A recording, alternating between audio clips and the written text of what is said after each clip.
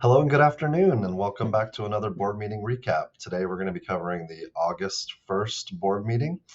So we will head on over to our Board of Trustees page where we can click on Board Docs, and that takes us to the main place where we're going to find everything board related. So from here, we will click on Meetings, expand, open the 2023 menu, and here we have our August 1st meeting.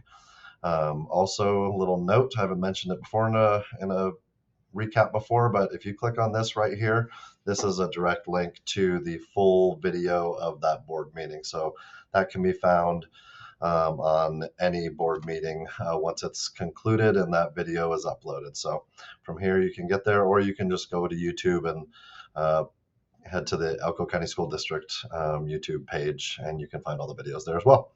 So from the August 1st tab, we will click View the Agenda, and this was somewhat of a short meeting. So we'll go ahead and cover what was done in that meeting. So there were no presentations, as tends to happen in the summer a little bit. So we went straight into discussion and action items. And the first one of those, 2.01, was receipt, review, and acceptance of a bid for the FY24 asphalt repairs at Sage Elementary and Adobe Middle School. So both of those schools did sustain some damage from the harsh winter that we had, and so there were bids for those projects, and we had Ruby Dome was the winning bid, so to speak, and that bidder was accepted, and we went ahead and moved forward with those next phases of getting those parking lots and asphalt repaired. The second item, 2.02, is a continuation of a kind of a long-standing topic that we've been covering over the last year plus, and that is the Spring Creek High School Food Science Lab project. So that project, kind of some months back, quite a while now, maybe about 8 months or so, was approved to go out for design. And so design has been completed, and we know kind of what type of project we're looking at. And so the next step there is to take that design and then go out to bid. And so approval was sought at the board meeting, and the Board of Trustees approved for it to go out to bid. Just so everyone knows, when you go out to bid, that there's no obligation to accept, to go forward with the bid necessarily, but rather we are going out to see if our projections for costs are the same as what people come back with their bids, and to decide if we're going to move forward with that next phase. So we were given permission to go out to bid, and that has happened. The next one, JBA, this one as well as the next item were both policies that were viewed and discussed at the previous meeting in July. And just as a quick reminder, JBA, this item 2.03 JBA, is about minimum age requirement for kindergarten and first grade.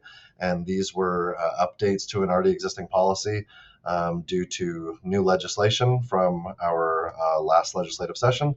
And so that was discussed at the last meeting and then approved at this one. And so that is now in policy. And again, you can see it in its entirety right here. So same thing with 2.04 GDB02. If you'll recall, there was just some minor tweaks to the language within this policy. This policy relates to substitute teachers, and within that policy, there's language about how many days and hours in a school year and how that all works. And so because we've changed from a 5-day to a 4-day school district, we had to change that policy a little bit to reflect the new number of school days that we have in a given school year. So that was approved as well, and the policy in its entirety now updated is right here. Next up, we have two other policies that went through for first viewing. So we always do that if it's a policy that's coming to the board. before we approve anything, we have it viewed at a meeting first and talked about and discussed, and then we have time for public input and for us to do some more work on it between one meeting and the next one.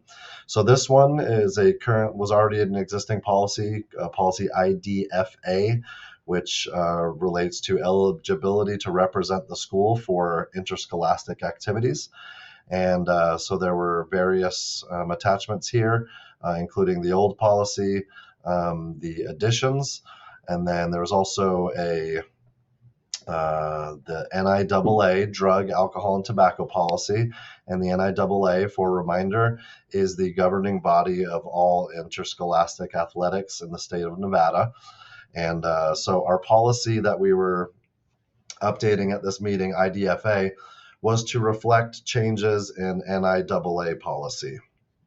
So some of those changes are pretty new, but some of them were changes that we've been doing, but they just hadn't ever been updated in policy officially. As you'll read in the background information, this policy hadn't been revised since 2012, but the NIAA and Elko County School District had both made several changes to the policy since then. They just didn't get updated in policy officially.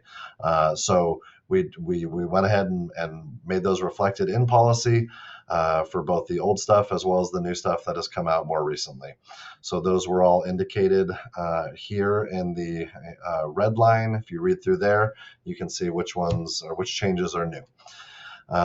So that was discussed for a little while, and we were given some direction for maybe how to make it a little better and to be brought back at the next meeting.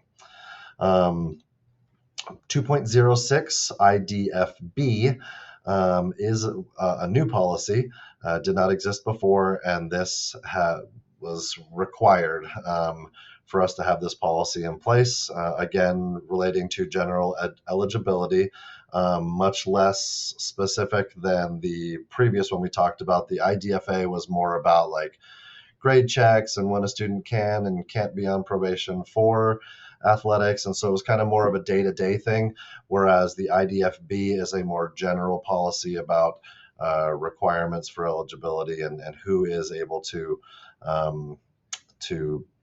participate in NIAA sanctioned sports and activities. And so that one, again, was a brand new policy, so it was viewed. Feedback was given for it to be revised before coming back at the next meeting. And then after those 6 items, we then received a quarterly update. The first one was from Ray Smith, who is our Director of School Improvement, and he filled the board in on where we are with progress as we get towards the beginning of the school year with school performance plans. He filled them in on some updates from the legislation and what the State Board of Education is working on right now with updates to the high school accountability tests for those students, as well as some other advancements they're doing there. And then he also shared a little bit about what the district is doing to help kind of standardize and have some consistency in regards to our curriculum and how it's offered across the district, and our collaboration with a company whose acronym is SCIEI, and our work with them at this point as we get ready for the start of the school year. And then after Ray spoke, we then heard from Candace Chernihiu and Paul Allen, who gave updates to the board from their respective roles as the elementary director and the secondary director, and about curriculum adoption and progress towards being ready for the start of the school year with all things as it relates to curriculum. And after those updates, just kind of some final finishing touches with our consent agenda and normal closing procedures at our board meeting. So that was our August 1st meeting, kind of a shorter one, but lots of good content that was discussed there. And thank you very much for following and listening, and we'll catch you on the next one.